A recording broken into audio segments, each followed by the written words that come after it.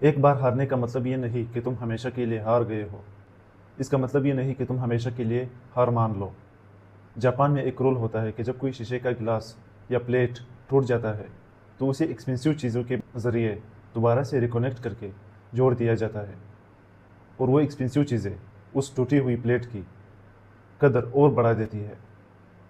وہ ایکسپینسیو چیزیں اس ٹوٹی ہوئی پلیٹ کو جوڑ کر اس کو دوبارہ اس مقام پر لا کر کھڑا کر دیتی ہے جس کو لوگ دور دور سے خریدنے کے لیے پہنچ جاتے ہیں. تم ٹرائی کرتے رہتے ہو، تم بیڈ ہیبٹس کو چھوڑنے کی کوشش کرتے رہتے ہو، تم ٹاکسک لوگوں سے اپنی لائف کو بچانا چاہتے رہتے ہو، لیکن آپ سے نہیں ہو رہا.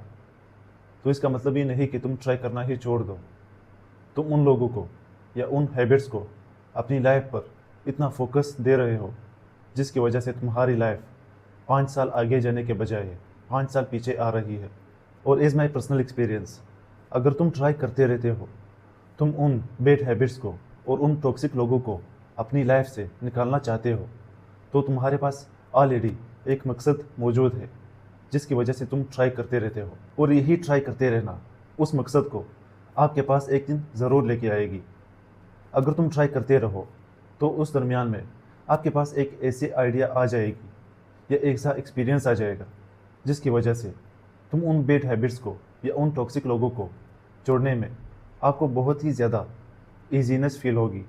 آپ کو کوئی بھی ڈفیکلٹی نہیں آئے گی. آپ کی لائف ٹوٹلی چینج ہو جائے گی اس ایک ایکسپیرینس کی وجہ سے.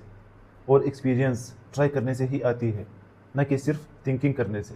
اور تم اپنی لائف کو دوبارہ اسکریچ سے ریبیلڈ کر سکتے ہو. صرف ٹرائی کرتے رہنا ہے. آپ اپنے آپ پر بھروسہ کرتے رہنا ہے، گیو اپ نہیں کرنا. سمپلی آپ نے ٹرائی کرتے رہنا ہے. آپ نے تھنکنگ کرنی ہے، انوویشنز کرنی ہے اپنی لائف پر. اپنے سراؤنڈنگ میں ان لوگوں کے ساتھ ملنا جلنا ہے جس کے ذریعے آپ کو تھوڑی سی ایکسپیرینس مل رہی ہو، یا آپ کو لگتا ہو کہ یہ لوگ میرے لیول کے ہیں. اور آپ نے اپنی لائف میں ایکسپیرینسز کرنے ہیں. اگر تم ایک سٹیپ اٹھاتے ہو تو اگلے دن آپ نے 2 سٹیپ اٹھانے ہیں. اگر تم 5 منٹ ورک آؤٹ کرتے ہو تو اس کو 5 منٹ بڑھا کر 10 منٹ کرنا ہے. اگر تم 10 پیجز پڑھتے ہو تو اس کو 2 پیجز بڑھا کر 12 پیجز آپ پڑھ سکتے ہو. اس سے آپ کی لائف میں نیو ایکسپیرینسز آتی ہے، نیو آئیڈیاز آتی ہے. آپ کی باڈی، آپ کی فزیکل شیپ اپ گریڈ ہوتی ہے.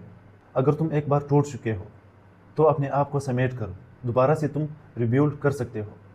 اپنے آپ کو دوبارہ اس قدر ایکسپینسیو بنا سکتے ہو جس کی وجہ سے آپ کی لائف میں بالکل آپ کی لیول کے لوگ آ جائیں گے. آپ کو خریدیں گے اپنی پرانی پرائس پر نہیں، بلکہ اس سے دوگنی پرائس پر آپ کو خریدیں گے. آپ کی ویلیو کا اندازہ ان لوگوں کو لگ جائے گا جب آپ اپنے آپ کو سمیٹو گے، اپنی لائف کو چینج کرنے کی کوشش کرو گے. So keep trying and absolutely I am proud of you. تم ابھی تک اپنی لائف میں نئے نئے ایکسپیرینسز کرتے ہو. ان لوگوں کو، ان ہیبٹس کو اپنی لائف سے نکالنے کی کوشش کرتے ہو.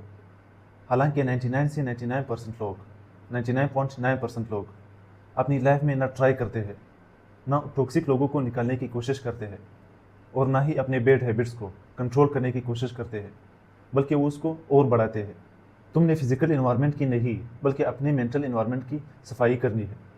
اس کو اویئر رکھنا ہے، کیونکہ مینٹل اویئرنیس ہی آپ کو دوسرے لوگوں سے الگ کراتی ہے.